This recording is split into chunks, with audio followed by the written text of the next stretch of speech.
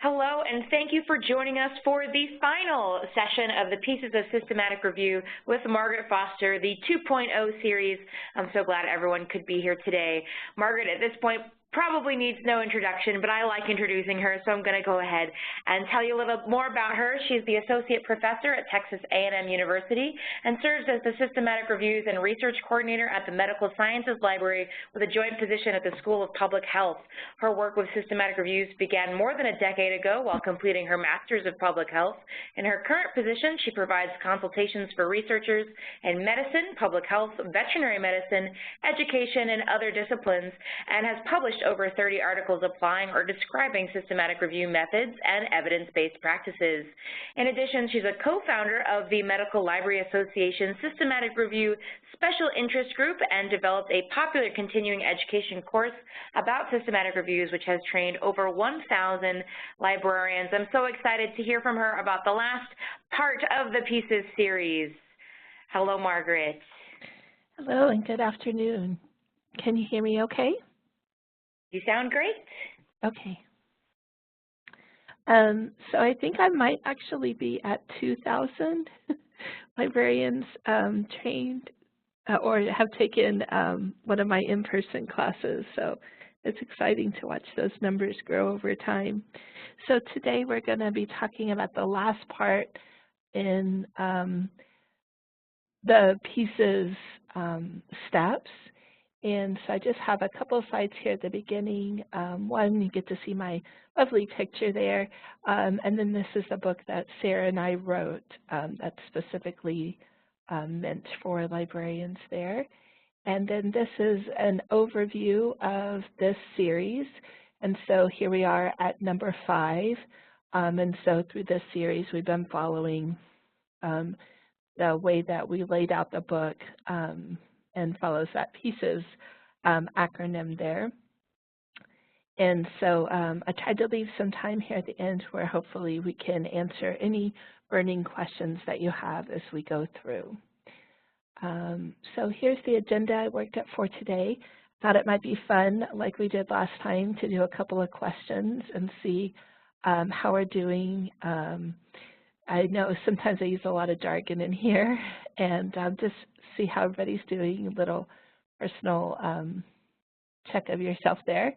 And then a little bit of a recap on what we've talked about so far, and then we'll get into the writing up of the report.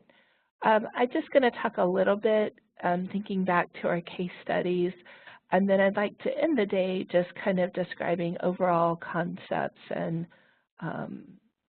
things to consider in running your own service. So here's the first question.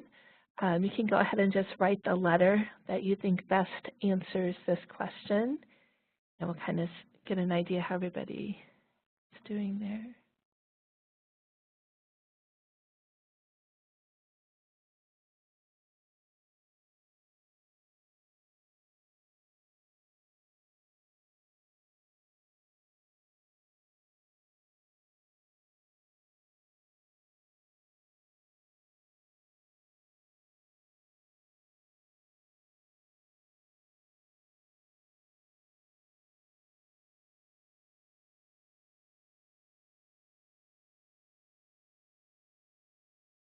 Okay.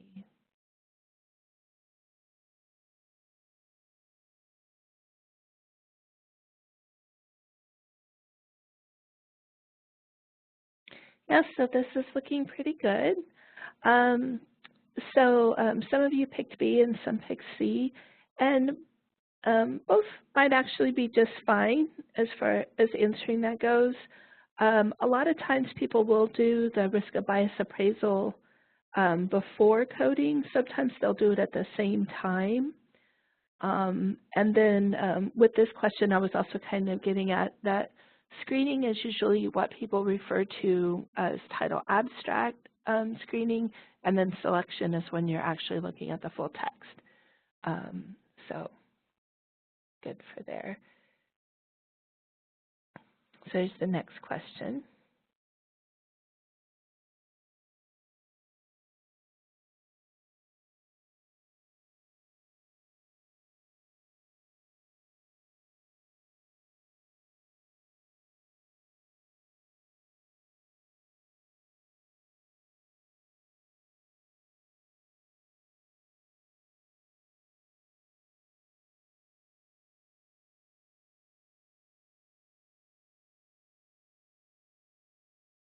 Okay, so we're getting a lot of B's here, and so that's good. I meant for C to say both A and B, but I put the wrong answer there. So Prisma is actually just a reporting standard. So you can't actually read Prisma's guidelines and learn how to do a systematic review. Although there's definitely, in how do you report it, you see a lot of conducting. An example I like to use for my clients is I explain that Prisma says you must tell us all the databases where you searched, whereas a conducting guideline would say you need to search Medline and Embase and these gray lit places and so on, like the Cochrane standards say. It's a common misconception among my clients, so I thought I'd do that one. And here's the last question.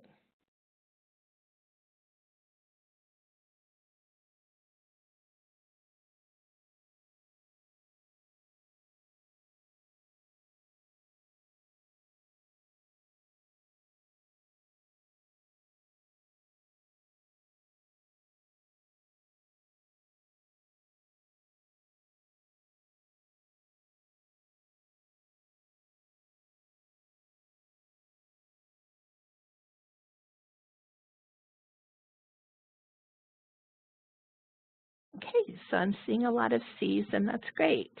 I hear lots of different things from my clients when I try to ask them, like, what do they think about a scoping review?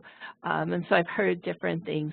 But really, for a scoping review, we do hope that people are doing a comprehensive search and they are describing the processes. I don't think that they're actually any easier. So, okay. So that's the end of those questions. I just have a few slides here. I thought we'd go back over a few of the summary kinds of slides I had across all of the process here. And so I thought that this was a good slide to represent the first part in the planning stage when we're helping the client to consider what is their question. This is a great article to look at because it breaks down the review types, the frameworks, and it also provides examples of questions that match that.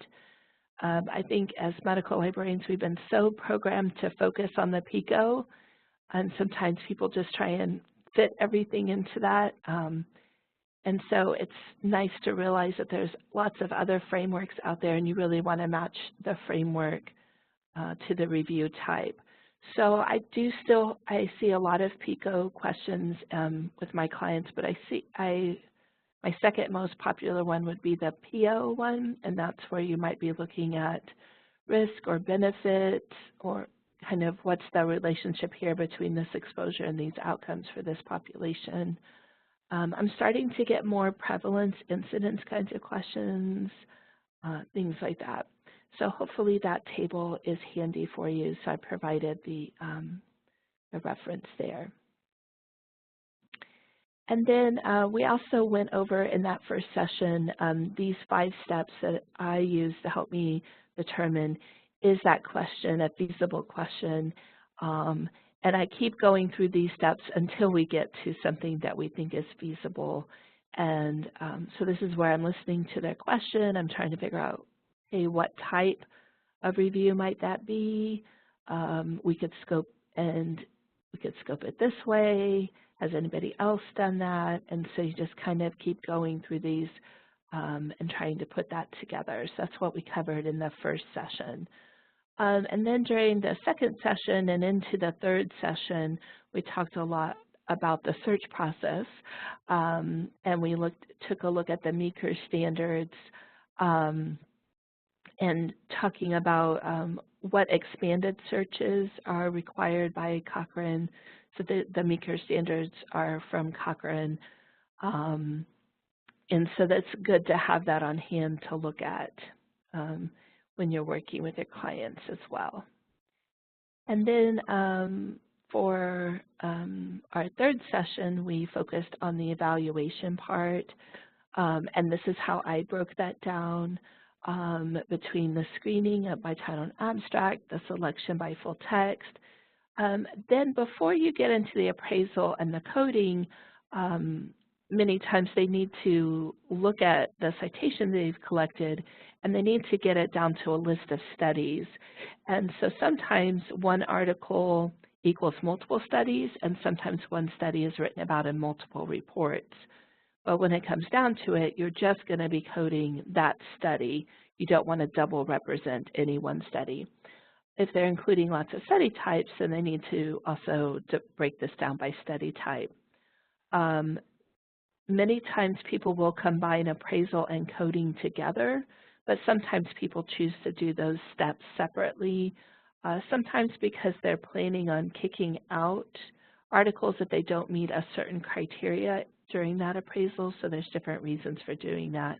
And so we talked about different tools that they could use for doing that.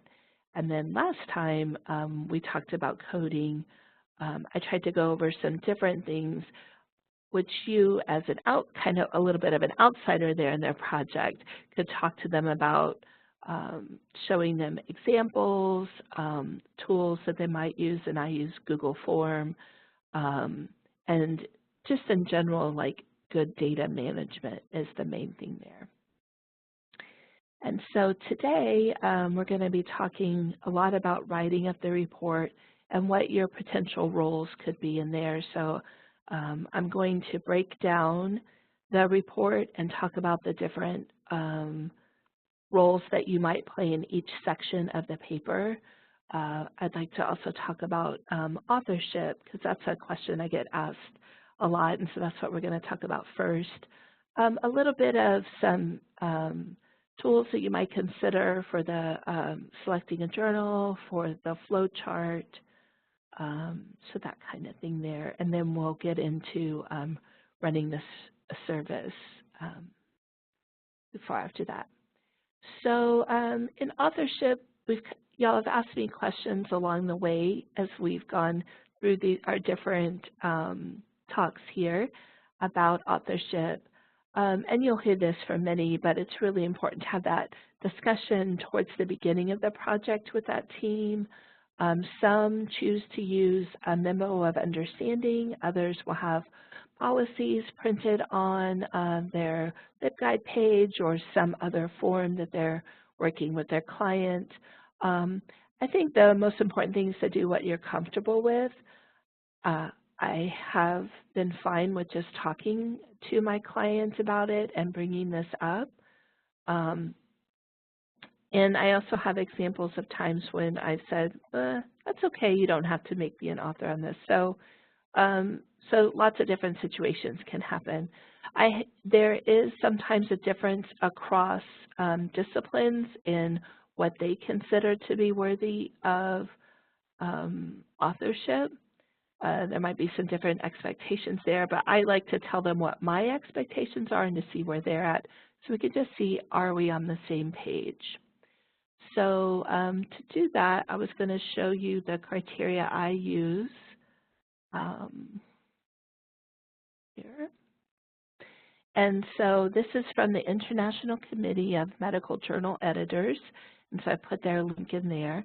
And these are the 4 criteria that they list for an author to meet. And then we're going to break this down as well. So the first criteria is substantial contributions to the concept or design of the work, or the acquisition, analysis, or interpretation of the data. And many times when people talk about librarians' work with systematic reviews, you'll see them relate that to maybe what a statistician might do. So a statistician might not be there at the beginning, but maybe they come in during the analysis part. So there's that nice or in there breaking down at which point you might be added in on the project. The rest of this goes into different parts of the writing process. So the first part is drafting or revising the work, having final approval of the version, and agreement to be accountable for that, okay? The one thing that I really like about this group is they say it's not fair to deny people completing any of these criteria if they've done the first one, and we'll talk about that in a second. But here I just kind of broke down looking at that criteria and thinking about the roles that you might play. And so in that criteria 1, which this group considers to be the most important criteria in here, many times I'm involved in actually framing that question and getting it scoped right and figuring out which type of review makes sense here, what are the processes that we should do. Then sometimes they've already figured that out and done a great job, and so I might only be doing the second part, which I don't mean that only in a bad way. It's just that's where I got, where I was added in. And so this is that searching and retrieving and the management of the data, all of those kinds of things. Many of the clients that I work with, I'm actually doing both of these. So I easily can fulfill that criteria 1. And so I just have some further detail. This is direct quote from this organization here.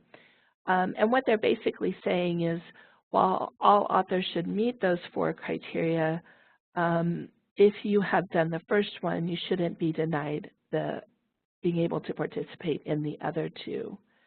And so it's important to know that they shouldn't hold over you. Well, you didn't help in writing it. Well, if you don't give me the opportunity, I can't, right? But I've never had any true arguments with anybody about this. It's usually been a very easy conversation.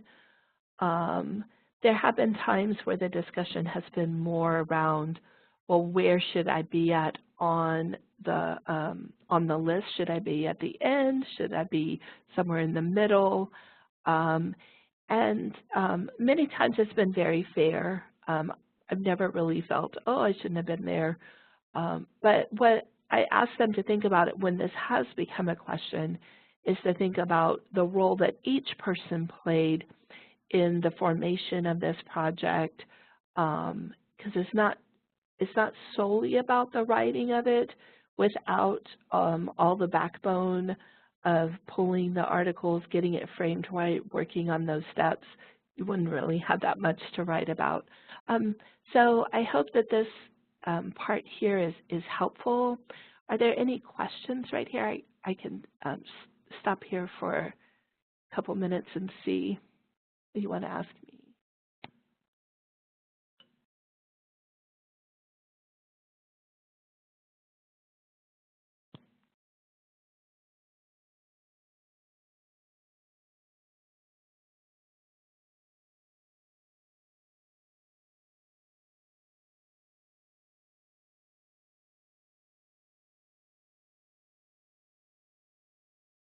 Okay.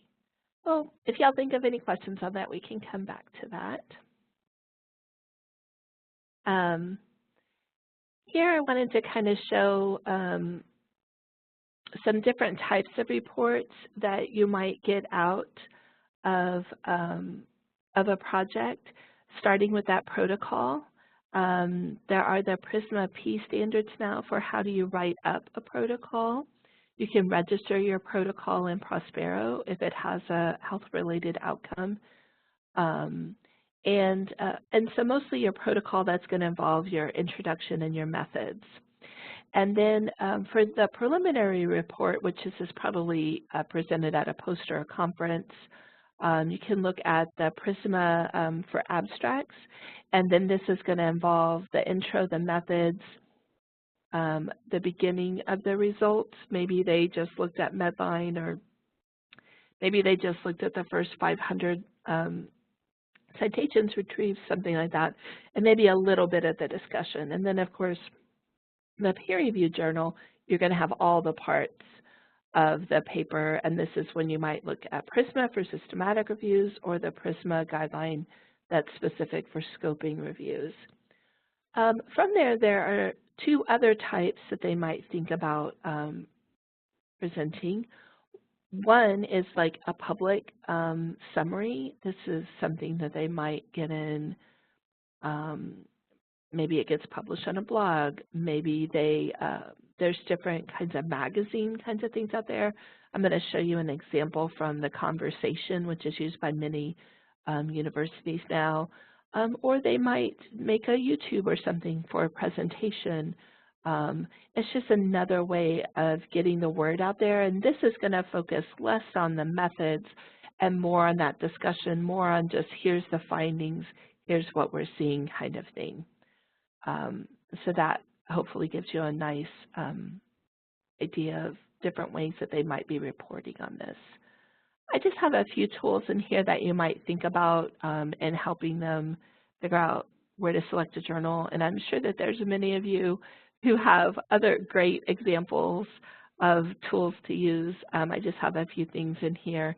So this is Think, Check, Submit, and it kind of goes over thinking about, is this predatory, is this an open access, all those different things. It has some questions, some links for them to think about. So this is one example. Another that I use a lot is JANE, which stands for the Journal Author Name Estimator. And so in here has a little box where you could write in different words from a title or abstract. So I put in systematic reviews and information retrieval methods, and so it gave me some journals that I might consider for that. And then what I like is you can click on Show Articles, and you can see some related articles to your topic, which is why it put it up at the top of the list. So I'm sure that many of you have used this tool before. Sometimes they don't know what a predatory journal is, and so I've taken a little bit of training on this. And so sometimes they might write to me and say, hey, do you think I should publish in here? And so I'll try and give them a list of things to look for, things like that. This is from this one website. I'm sure that there's lots of others out there, but I like that it has some things to look for.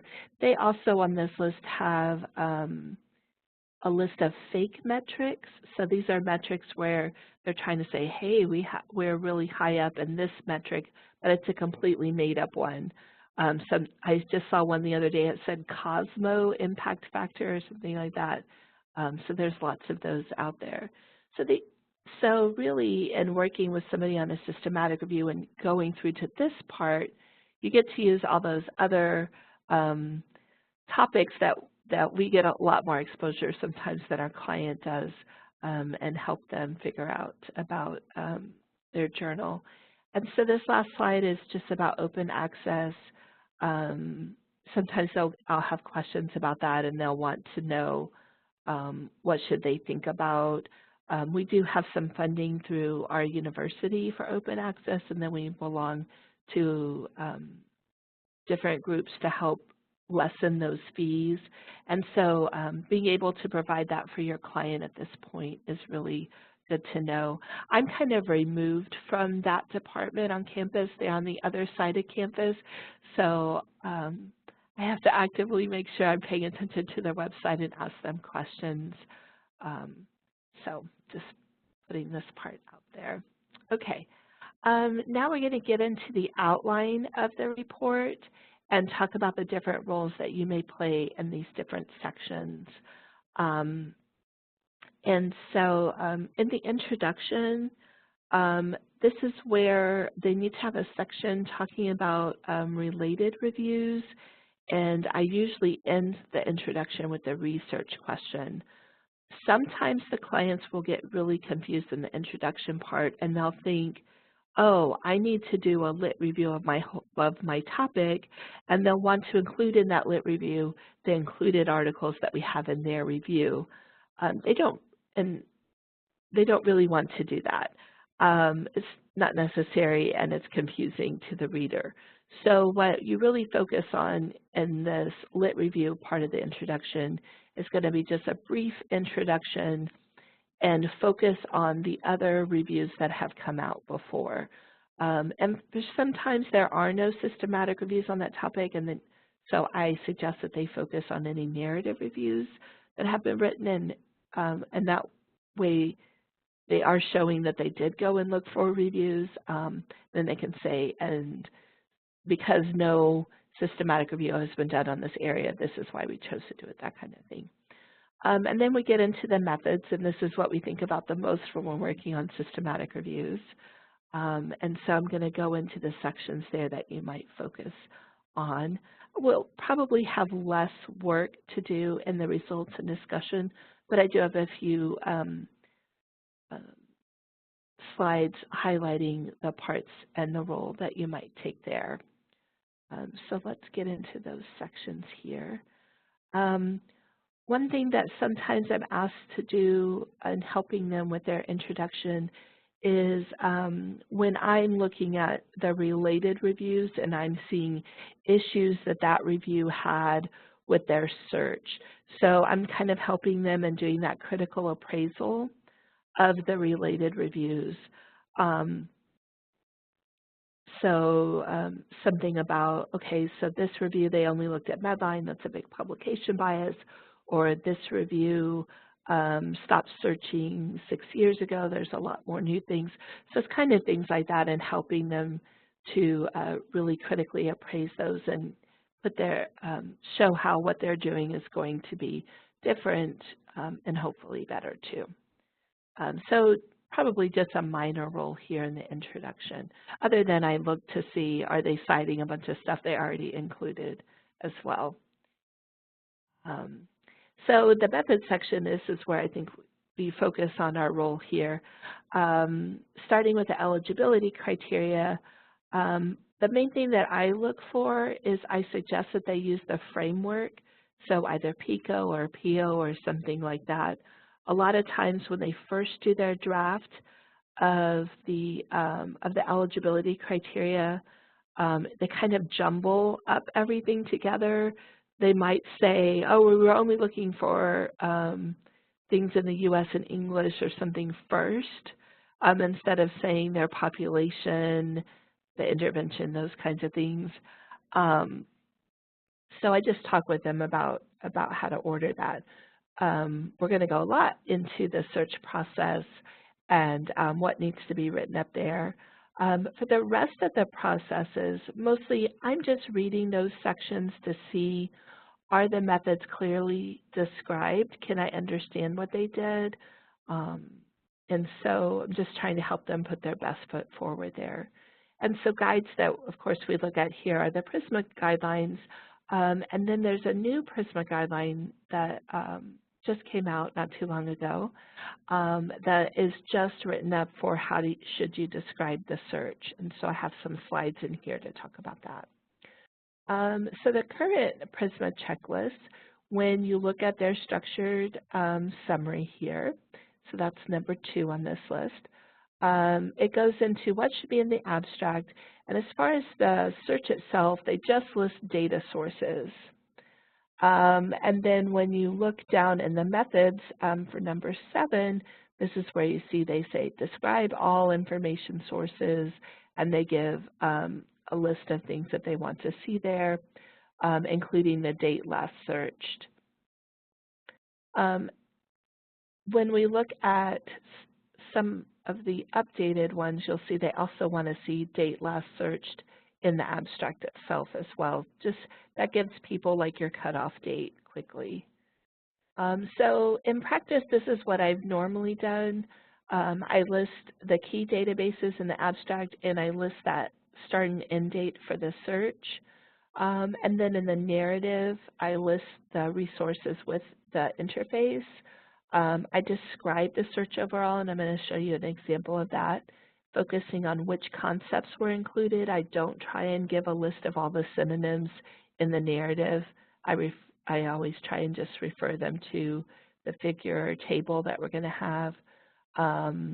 You want to especially make sure you describe any limits that were applied and any of those additional search strategies which we talked about. So here are a few examples. And I'm just putting these forward as examples, not as exemplary examples here. These are just some things I found when I was in PubMed Central to show. I especially wanted to show a little bit about how they're just putting in concepts searched, not necessarily a big long list of terms, especially on this first one here, the preclinical studies. And the second one, it started off great, but then they have this long list. That's where the ... is there in that second paragraph. But mostly I think they did a good job of kind of summarizing it here. The bad part about just putting in a big long list, and this is a really typical thing that you see, is that as a reader you have no idea how they were actually searched, how things were combined if they just give you that long list. And so you'll see for both of these examples they have given the full search strategy. Let's see. You can see a little bit in here that was done beyond the database searching. So both of these talk about looking at the reference list, but you don't see a lot more about gray literature searching in either of these. So then Prisma S came out, and this has a lot more detail about what they would like to see in the search reports. And so I've kind of broken it down into sections in here. And you can go to the checklist and the elaboration document here. It's available through the Open Science link there. So here in this first set, this is pretty typical what we would see. What are the databases, the platforms, that kind of thing. Because some people choose to search databases simultaneously, which I suggest not doing, but I guess if they are going to do it, then you want to know all about it. That's here, that's a D on this list. And then the second part of the table goes into those additional sources, and we talked a lot about that during the third part of this series. So this is doing any kind of hand searching, did you do citation searching, and here it just gives more details about what should be added. And so I think for the citation searching, here it's saying, did you do that manually? Did you use a database? So a lot of times I use Scopus when I look at citations, but I don't always say that in my report. I might just say reference lists were checked of included studies, that kind of thing. So it's just getting a little bit more clarity there. So I think it's nothing like surprising there. It's pretty straightforward. So here I just put in an example. This is from the Prisma S website. They have examples of all the different sections of the checklist, which I thought was really nice. And so here we can see they're talking more about how did they do their gray literature searches, what dates did they work on. Let's see. And so the little asterisk and the double asterisk here is just showing you which citation I pulled that through. Trying to think if there's anything else to highlight for this. Do you have any questions so far? I think this is pretty straightforward. And you'll have these slides to go through. I think it's the last part here of Prisma S that's going to be the most interesting when it starts getting more into maybe not this one, but maybe the next table. So this is more of detailing more of how did you do your limits and restrictions, what filters did you use, and they're really calling for all the search strategies to be copied and pasted. We don't always see that available. Hopefully that continues to be done. And so this one is pretty straightforward as well. And then the last part, this is where they want to see how did you update your searches, and then who designed it. And so I really liked that they added that in.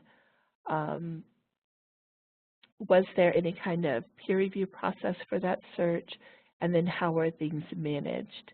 So we're seeing more details in how to do that. Don't know if I have another example there. I don't really. So this hasn't been out for too long. I think we're still trying to learn more about what's expected in there, and by looking at the examples, this might lead to the search method section being a little bit longer, describing things a little better. I don't think it's a big leap from what many librarians have been doing when they write up the search methods, and so hopefully this will let us have a little bit more space in the search trait. It's always depressing when you spend so long on this process and it only takes up a tiny part of the methods section. Okay, so just a little bit here about the results section. Of course, the part that I'm most involved with is usually putting together the Prisma flowchart. So I'm going to talk a little bit about that. For the other sections, mostly I just read these over. One thing that I look for in the results section is sometimes if a client hasn't written several papers before, in this section they start to just talk about the included studies one by one instead of truly synthesizing the information. So sometimes I just give them like a little bit of pointers on that. So for the Prisma flow chart, the template that Prisma provides is just to give people an idea of what they're looking for. They don't have to follow that template. I do have a few examples of other styles that I've seen.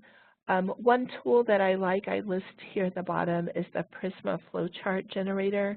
It does give a really different style, which I'll show you in a minute.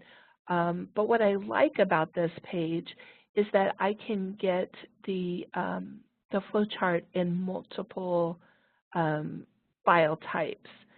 So once I had a client who was trying to publish in a journal that wanted the flowchart to be in this last one here, this vector markup language, and I had no idea how to do that.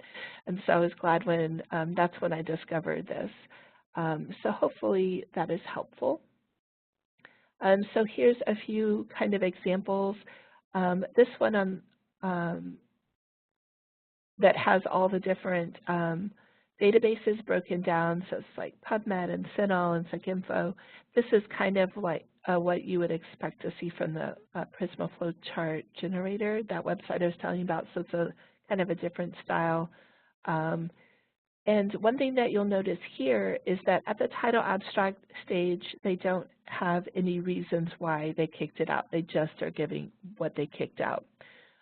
You will sometimes see at the abstract stage people giving reasons just like you see here under the full text.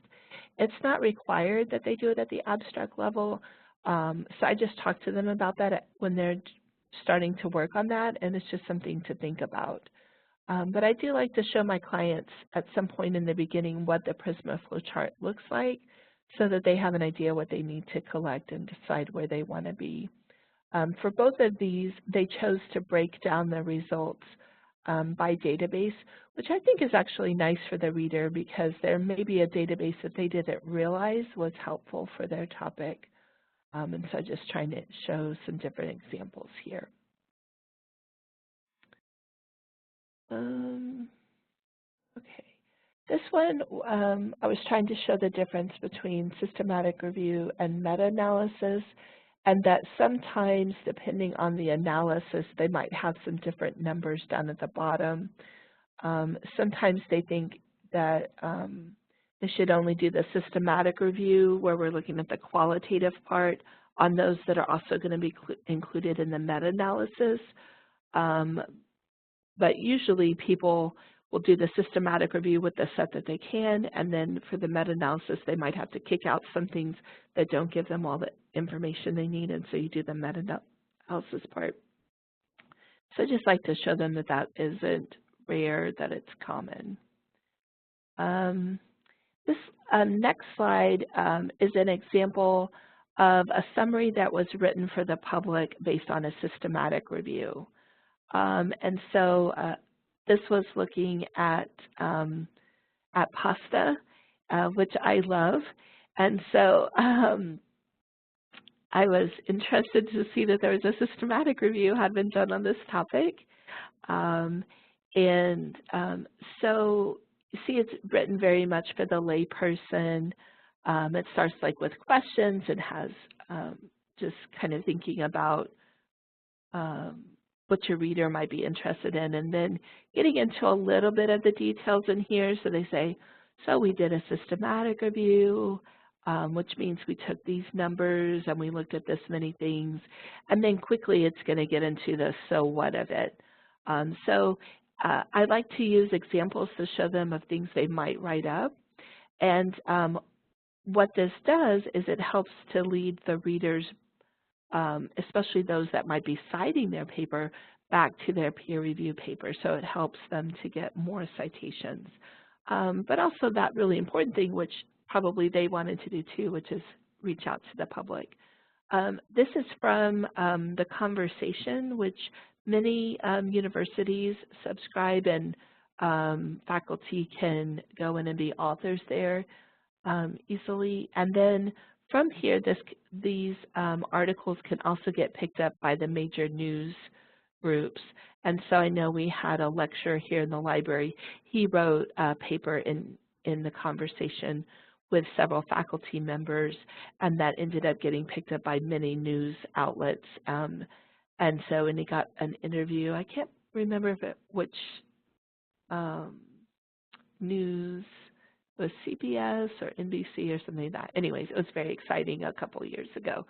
And I had never really heard of the Conversation until he started telling about this process that he did. So the last part is the discussion area. And here the major part that I will play is in the limitations section. And so this is where it might just be one or two sentences where I answer the question, how confident are we that all the studies have been identified? So if they wanted me just to limit to English, I can write a sentence about that. If for some reason I couldn't convince them not to limit to peer review, I'll write a sentence about that. If they measured this using the funnel plot, then they'll have some sentences about what that means, but you can only do that with a meta-analysis, and that's a pretty rare thing there. Oh, PBS, sure. I can't remember where our lecturer was interviewed, but many universities and many like at your local PBS station, they might have a way that they could be interviewed by maybe a local group there. Actually got interviewed by our PBS local station, and they asked me about systematic reviews. So I have like a 5-minute interview with them, kind of describing what I do for the layperson. So, okay. So now just a kind of a quick summary, just like maybe 5 minutes here, going back to the case studies that we've been using. So that first one, that was a scoping review. And we were looking at diabetes, adolescents, and depression. And so this is just a quick overview of those scoping review steps. We worked to help them identify their question, find the studies, talked about their study collection and charting the data, and finally bringing up the report.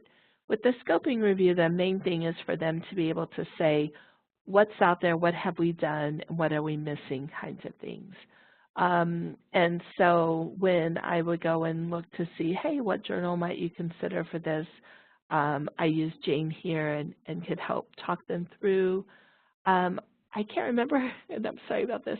I might have said, I think at one point I talked about maybe this was a book chapter or something. You know, your clients can sometimes change where they want something to go as well over time, and sometimes halfway through I'll have them say, oh, I put this in for a conference, and so we've got to get this, hurry up and get this done. I will always encourage them for their conference, don't try and finish your whole systematic review unnaturally early, like forcing everything through. Just give them the preliminary information. Pick some group, whether it's 100 or 200 citations worked all the way through to where you have 3, 4, 8 studies that you coded, or maybe it's just, this is just from Medline, whatever it is. At this point, I would also talk through the client, what role do you expect to play, and hopefully they've been paying attention to the PRISMA document I gave them on scoping reviews. This may be a chance for us to revisit that, and then usually they'll start sending me like a few sections that they want me to look at. The other case study that we had, we were focused on a systematic review. This was looking at diabetic patients, physical activity, and depression. And for this one, it was a systematic review, so we actually worked through all the steps, including the risk of bias appraisal. This is an actual project that I worked on, and so I helped them with that appraisal more than I would normally have. And then they wanted to, we got the protocol published. They presented at a conference, and then we got it published as well. And so I worked through that whole process there. And just going through these case studies, do you have any questions about them specifically? Anything here that I could stop at? Otherwise, we'll get into the running a service.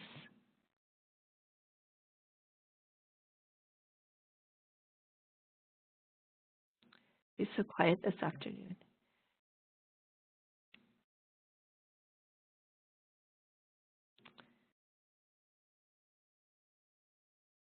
Do I require a protocol submitted before I work with them? I don't, because I help them to create the protocol.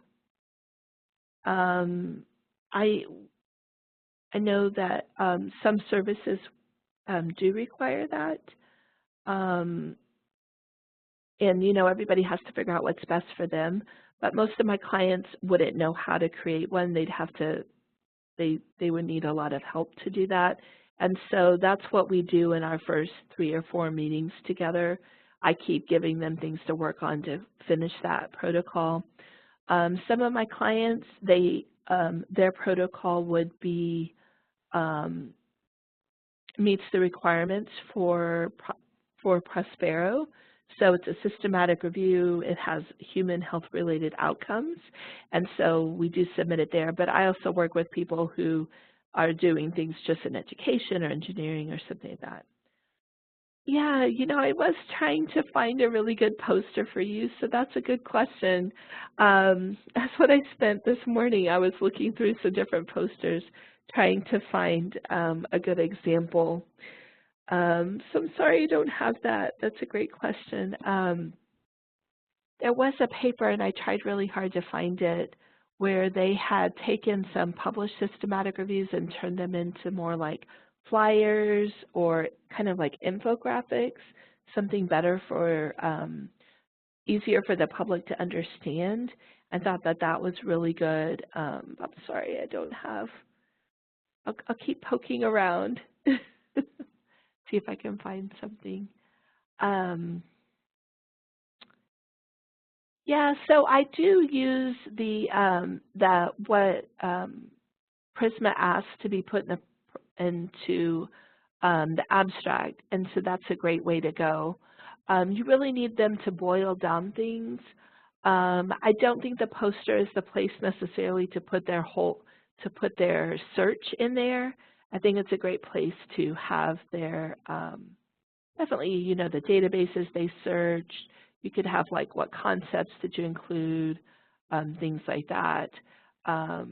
It's definitely the place for their results to shine if that's their focus, or if it's their protocol, a little bit more about that process. So just depends on which stage they're presenting. So I thought we would end up our talk today talking about the systematic review service, And this is going to be, more about what I do and a little bit about that. I thought we might start with a couple of questions here about the trends in systematic reviews. So I recently put together some more updated tables. So let's see what you think here. How many systematic reviews were published on average in PubMed? What do you want to guess?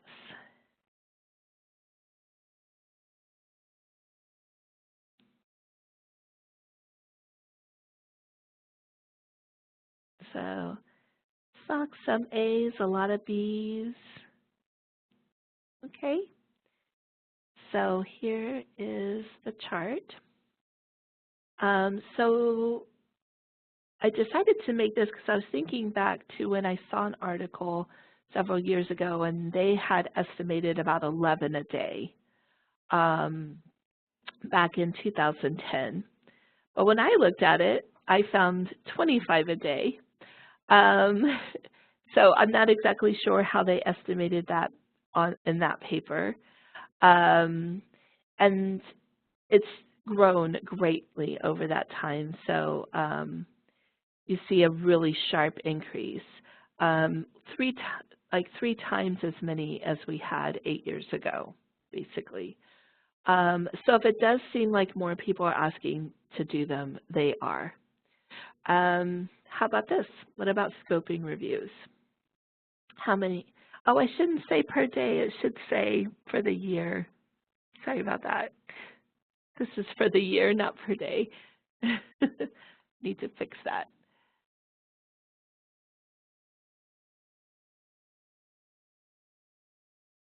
Oh, so we're kind of getting answers all over the place here.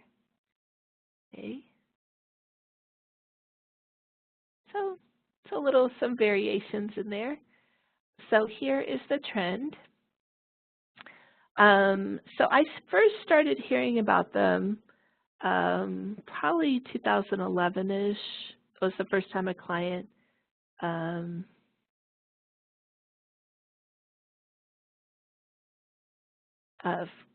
so this is how many scoping reviews were done in PubMed in 2018 here. So you see that this has an even sharper increase. So back in 2010, by searching for scoping or mapping review, I saw 32, and in 2018, 905. So really big increase. So I just want to show you two more charts here about some trends. This chart is looking at other types of reviews, so not systematic reviews. So this gray part shows the scoping. The yellow part is integrative. The red is realist, so that's a little bit. And then this last part is narrative. So you can see from here that narrative reviews continue to be published. There's still, people are like, oh, should I even bother with them? We still see them being published. There's still a place for them. But we're definitely seeing a really sharp increase across the others. And then when I compared what percentage of reviews compared to systematic reviews these other ones were taking up, we see a big change there as well. So in 2018, 10% of these other reviews made up the total of their reviews. So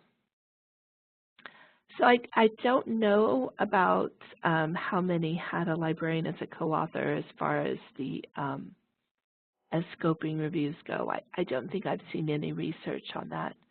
And sometimes it's really hard to tell, was a librarian a co-author? Sometimes that's a tricky thing because you have to read so much into it.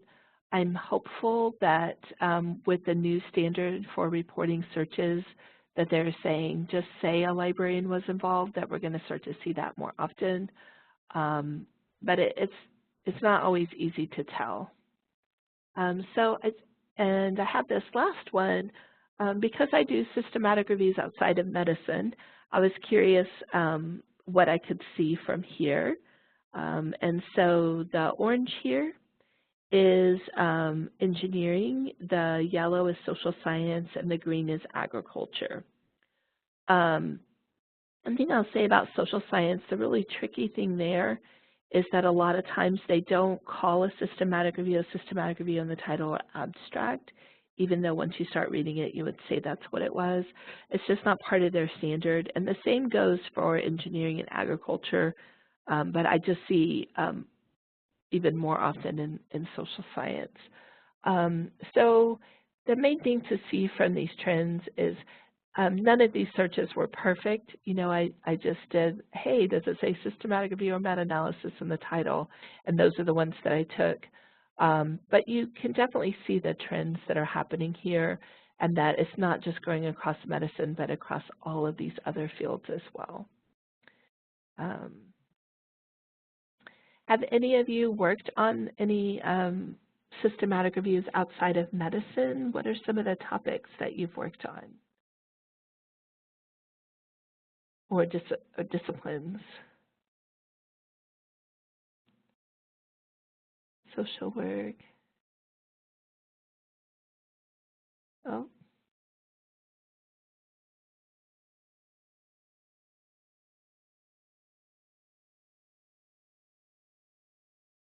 I found that working on systematic reviews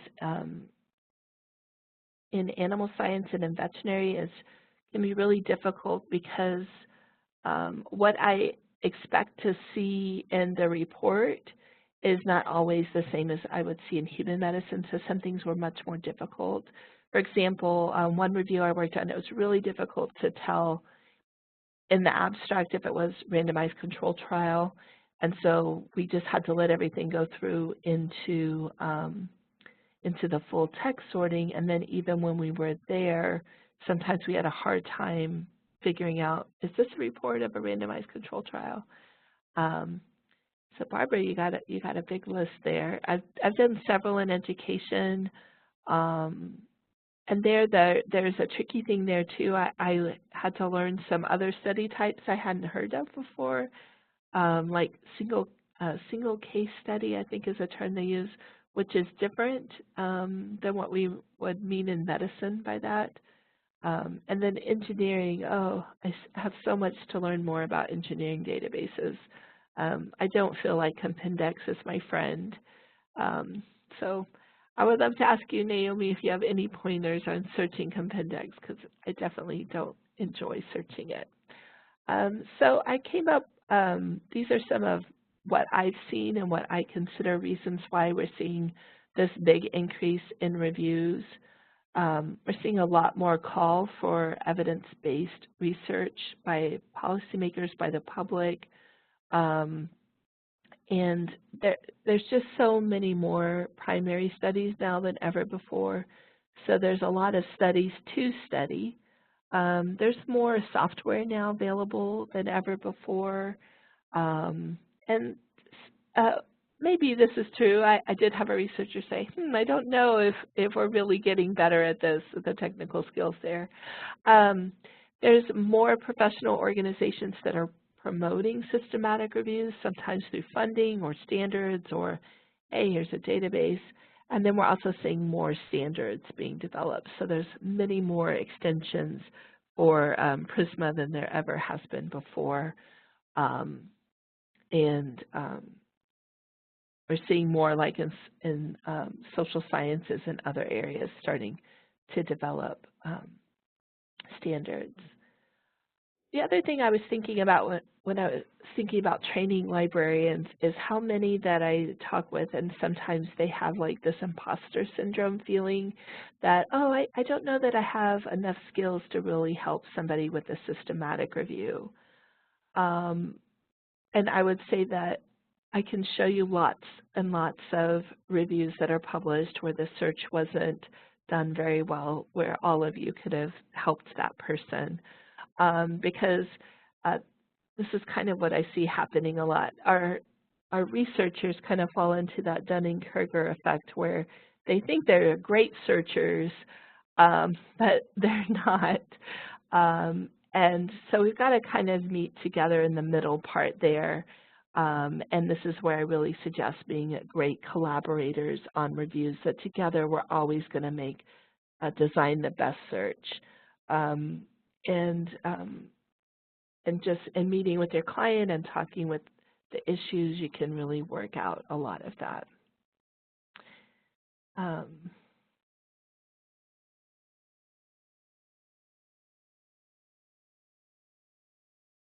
Another question that I get asked a lot is how to avoid doing too much work. So one thing that I'll hear sometimes from people is, oh, you know, I worked 4 or 5 hours on their search and I never heard from them again, and things like that. And everybody has to decide for themselves how they want to work this out. And some systematic review services have decided they're going to do that by requiring that a protocol is submitted, because that shows that the researcher is pretty committed to this, that they finish the protocol. And I think, you know, that's a fine way to go. I won't do a lot of other searching until we have developed our protocol. It's just I help the people develop the protocol. So I stage the work that we're going to do. I'll only do as many database searches as they keep coming back and asking me for them. I don't spend a lot of time outside of meeting with them in doing that, unless it's with faculty, unless I'm like, okay, for sure this is going to go forward, I will give them this much more time, things like that. So you really have to decide for yourself what you're going to be comfortable with in this idea of the sweat equity. I would say that this took me a while to get used to. I did a lot of things in the beginning of doing this where I would work hours and hours on things and just making them right. I'd like to think that wasn't all wasted work, that I learned along the way, but I don't know. So in thinking about your role, there's different roles you can play across the processes we've been talking about. So I think we've already talked about this a great deal. This is just kind of bringing it down to back to the pieces, steps. And I kind of adapted this based on McGowan and Sampson's article, where they were thinking about roles that you could play. Can I comment on Institute of Medicine standards versus PRISMA? So for that, you know, Institute of Medicine standards came out several years ago. I think PRISMA has been updated more often than their standards are, and you haven't seen widespread adoption of Institute of Medicine standard versus PRISMA. I still like to point to IOM standards as far as it says to involve the librarian, but there are also other standards that call for that as well. But PRISMA was last updated, I want to say 2014, but maybe I have that wrong. Maybe it's 2009. But they're about to come out with a new version.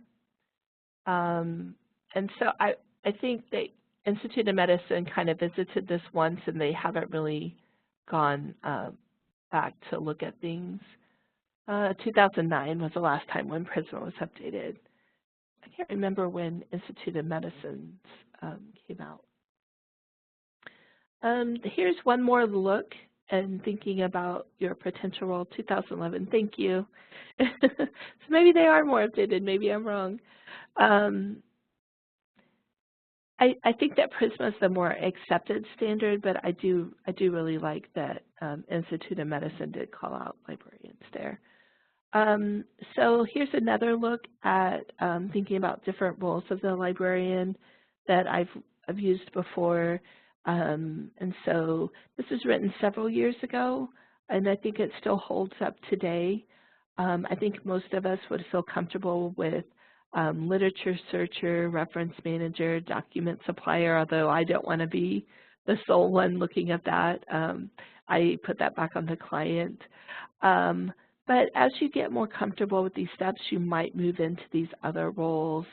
And so I have found myself in all of these roles.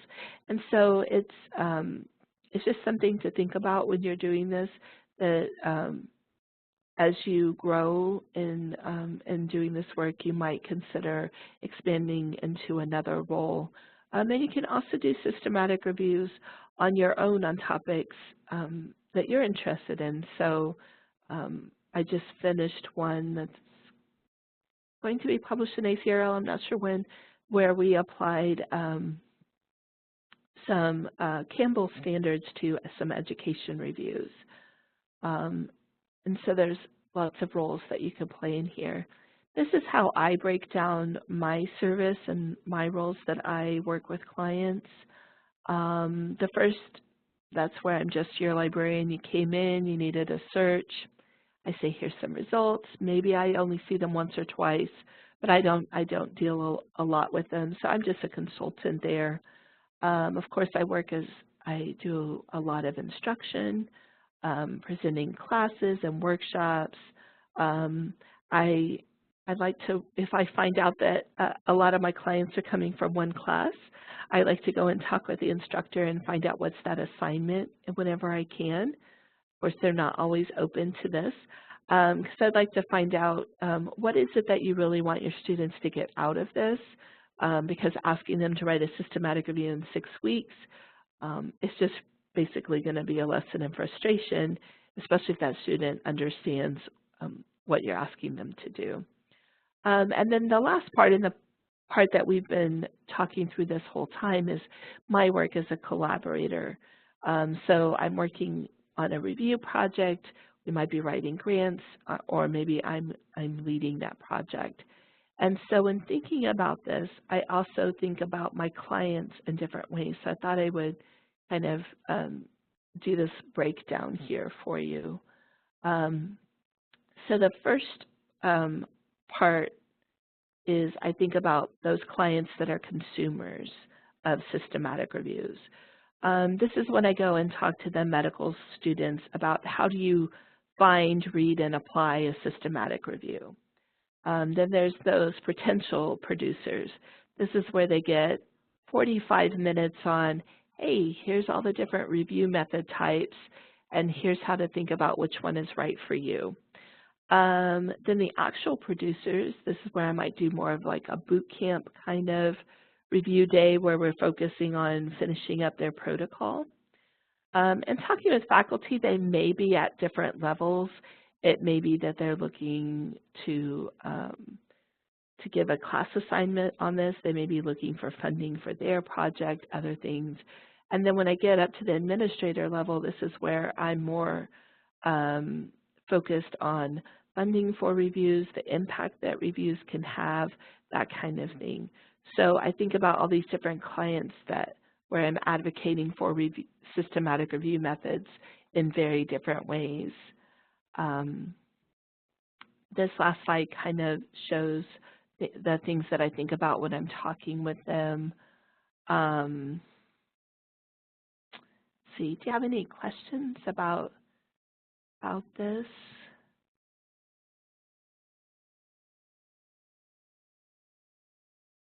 How could I focus a systematic review? That's an interesting question. So if I'm submitting a grant, but for the grant they want some kind of like a mini systematic review, is that what you mean? Yeah. So in that case, it would depend on how much time you have for the grant submission process. It would depend on how much time you have. You might consider looking at some rapid review methods. That's where you maybe you don't try and go through 20 years worth of stuff. Maybe you just focus on the last 5. You might do a more specific kind of a search. So you probably couldn't do like a major systematic review in there. My boot camp slides on how to do how to guide people through a protocol, I do have those. We could put if you go to my LibGuide, which is on this first slide here, I do have a section on my LibGuides with some slides in there. And I'm sorry, I'm blanking on what I called that section. Just a second. Give you that. And I'll put the link in here just a second. On my LibGuide, I have a section that's called Workshops and Resources for Librarians. And from this page, you can see all these videos that I have here, as well as instructional templates and some other sources in there you might be interested in. So hopefully that is helpful. Also thought I might show you some things that I keep on my small bookshelf that's by my desk. I just took a class from Sarah Bonato. I'm not sure if I'm saying her last name correctly. That was really good, and she has this new book that's out on searching the gray literature. I found it very useful. I especially like the part talking about how to really efficiently search Google. It also made me feel better that my really strategic way of searching the gray literature was okay. But I definitely learned some new places, some better ways. I'm definitely not the best at finding clinical trials, as I just don't get that many questions focusing on them, so hopeful for that. I really like Booth's book. It's the one I suggest most often for my clients because it has looks at reviews from lots of different disciplines. It has a nice chapter there on qualitative studies, which is not something I know a lot about. And then, of course, I had to throw in Cochrane and JBI in there. So we have this last 15 minutes together.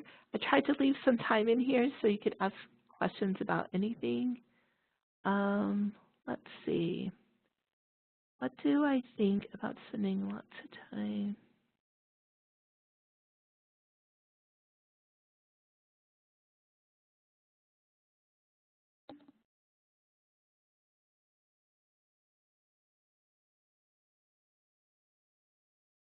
Okay. So I do understand Liz's point that it takes a lot of time going into these other thesaurus terms, into looking at thesauruses and other databases. So I think about what is the quality of this thesaurus. So I think PsycInfo has a good thesaurus, CINAHL does.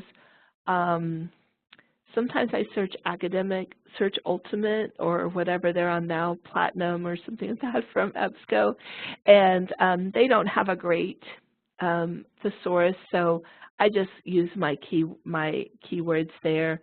So what we're really trying to do when you're looking at those thesaurus terms is you're trying to make sure for every concept that we're searching in all the places in that record that could possibly help us to find things. So I really kind of just weigh, is it worth it or not? There's definitely some that I don't bother with their thesaurus. So I hope that helps.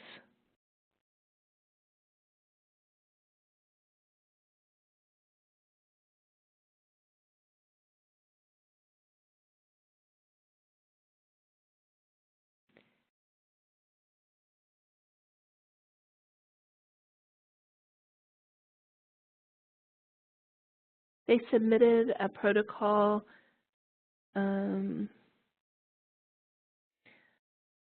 So did it get kicked back, the protocol? Did the protocol got kicked back? Okay. Sometimes clients come to see me because they've been working on a review and then a review comes out that's really similar, things like that. And so this is where they might need to adapt their perspective, their population, things like that. And it's not always an easy thing because they've already done so much work to get to this point. That's why it's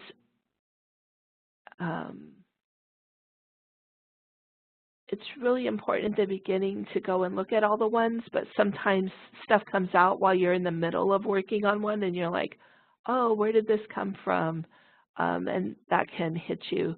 So if there's some other perspective they could take, I had one group where the systematic review that protocol that had come out was focused only on randomized control trials, so they decided that they would take also include qualitative, and they kind of changed their perspective a little bit, that they would be looking at it from the perspective of the patient. So it's really dependent on your topic and if any of that makes sense. Oh, you want to see an example of an engineering systematic review? I'm trying to think of the easiest way to show y'all something from there. Just a second. I'll paste in a link to my scholars page that lists my publications. You might look at some of those. Most of the ones where I have my crossover with them that have been published, it does cross over very nice and neatly with medicine, so most of them are health-related topics. I have been working on some that just haven't been published yet that are more in the engineering realm. Working on a few right now about automated driving. I don't think that any of my purely engineering ones have come out yet. So I do have a couple of articles that are talking about the state of systematic reviews in engineering education. So you might consider that more education than engineering. So I guess it might just depend on how you where you want to put that. Any other questions?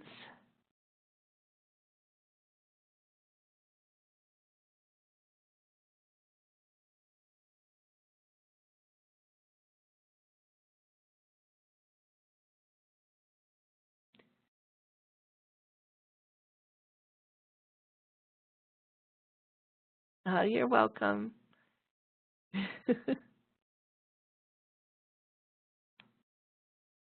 Maybe I left too much time here at the end. I wasn't sure how many questions you would have for me.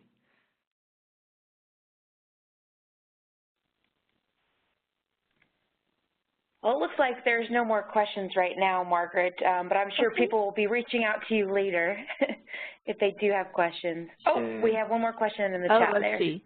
How many systematic reviews am I handling at a time? I need to do that. So last year I did over 500 consultations for systematic reviews. I probably have 200 open reviews right now, but you know, they're coming to me at different times and some people might not come back to me and things like that. So I really just take it as they're coming in the door. Now there's some where I'm running the review or it's for a grant and I have to keep those down to a smaller number and I've got to protect my time for that. But it is something that I've really been thinking about and probably need to work on. So there are going to be, I'm working with Sarah Jewell. We're going to have two webinars on systematic reviews from MLA coming out in, I think it's August and September. That one's on troubleshooting.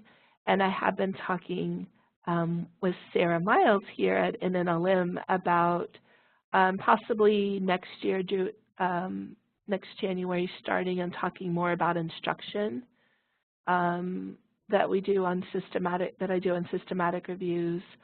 Let's see. Can you email me questions later? Yes. Yes, I have had issues with Rayon with no author. I don't know what's going on there. Lately, what I've been doing is I've been exporting into RoughWorks first, getting rid of the duplicates there, and then move them over. Let's see, for the book, I think the easiest way would be to order it through Amazon. I never am great at selling myself, but I think that Amazon might be the easiest.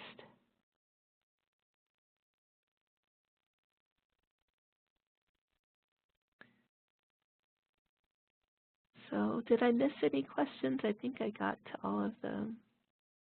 I think you covered all of them, Margaret. And if those are, Okay. if those of you wanting Margaret's contact information, our Pieces page does have a link, I believe, to her LibGuide as well as to the Amazon book entry. So if you want to find that, it's also on our website. Oh, too. yeah, I think it's on there too.